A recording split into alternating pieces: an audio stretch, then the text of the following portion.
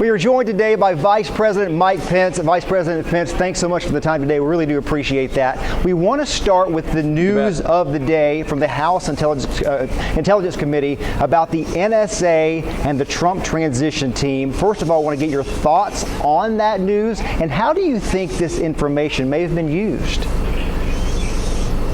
Well, I have not received a briefing, but we so appreciate Chairman Nunes coming over and briefing the White House, and particularly appreciate the job that the Intelligence Committee is doing to get to the bottom of the facts and all that's been discussed about these issues. The American people certainly have a right to know, and given the fact that there were numerous media accounts of surveillance involving our campaign, we appreciate Chairman Nunes' diligence in following those facts, briefing the White House, and now bringing those facts before the American people.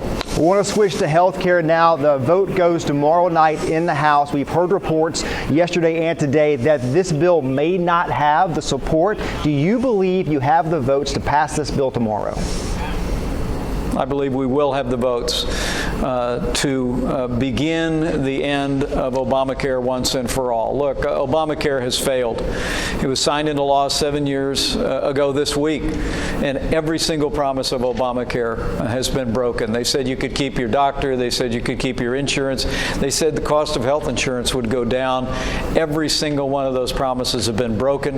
It's worked a hardship on millions of people all across Tennessee, all across America, and President Trump and the leaders in the Congress are determined to repeal Obamacare starting tomorrow night and to replace it with the kind of health insurance reform that'll lower the cost of health insurance through competition nationwide, and also will allow states like yours to reform Medicaid so it can better serve our most vulnerable.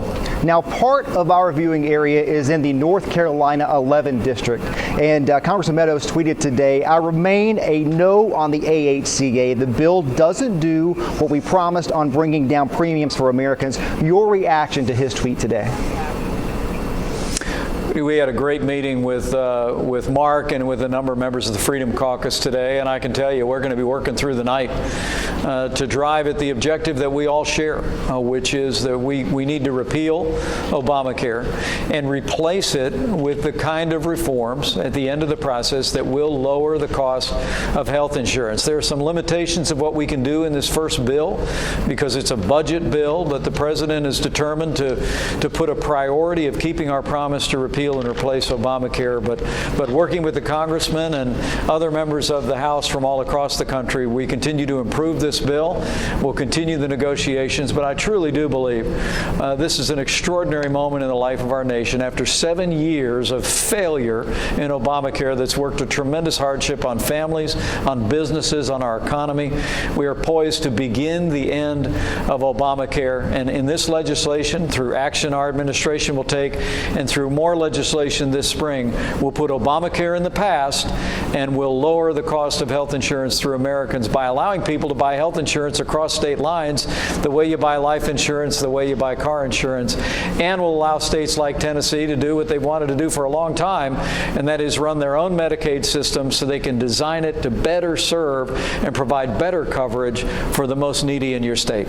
Knowing that this vote is going to be close tomorrow, can you take our viewers kind of behind the curtain a little bit? Tell us what your day is like today and tomorrow preceding this vote. Well, we've been in continuous meetings with members of Congress. Many of them have been through the Oval Office in recent days, and I expect many will be back. The impressive thing to me, frankly, is to watch President Trump work to keep his promises to the American people. You know, he came through Tennessee not long ago to that enormous crowd, and he reiterated all of his agenda to make America great again. But I think what's inspiring to me, not just as Vice President, but as an American, is the way President Trump has rolled his sleeves up, and he's working directly with members of Congress to improve this legislation and to drive forward with doing what Washington, D.C. hasn't done for a while, quite frankly, and that is keep the promises that it's made to the people of this country. And I couldn't be more grateful to President Trump and for his dynamic leadership on this and on every other issue. Vice President Mike Pence, thanks so much for your time today. We really do appreciate it. You bet. Thank you.